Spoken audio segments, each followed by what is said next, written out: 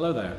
I'm Jonathan Barnett. I'm the director of the Portobello Film Festival, and we've been invited to come here by the Louise Blouin Institute to present a show trying to evoke the essence of this mad area of West London, sometimes known as the Grove or Portobello Road. So about 30 years ago, Curator 2000 came over here and he did the first tags in UK in graffiti terms. He did them just down the road down there on some corrugated iron. So we've got some modern graffiti artists here tonight. One of the main parts of local culture has always been the local Caribbean population. So we've got Lepke here from Dread Broadcasting Corporation who's going to be playing some reggae, some old school reggae. We've also got Ben, who's a VJ, because the area has always been a kind of front line for the arts.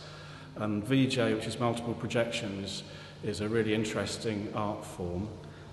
And we've also got the honour of having Joe Rush, the famous sculptor, has got some pieces here. Joe's original studio was here about 25 years ago. This is where he started out.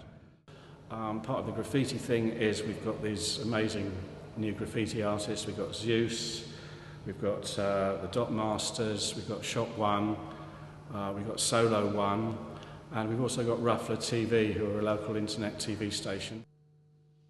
And on the top floor, we're going to be showing for the first time ever a preview of some of the best films from this year's Portobello Film Festival. I was thinking... Sorry, sir? You want me to wear my hair out? And put lipstick on? Sir, I'm not really a makeup person. I don't spend a lot of time in the East End, so I don't really know what's going on there.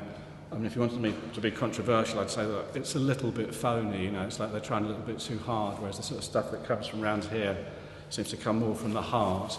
It isn't so much funded or subsidised. And also, just in terms of regeneration of this area, particularly with something like this wonderful building here, it's happened of its own accord. It's happened organically. We haven't had to have an Olympics so that we can regenerate the area. I mean, it has been amazingly regenerated around here. So obviously, I think the West is the best. Yeah, of course there is. Yeah, I think that's part of the problem with culture at the moment is that it's got so incredibly sort of corporate that it's sort of ripped the heart of it out of it. You know, and the whole point of being creative is something that's kind of coming out of your soul.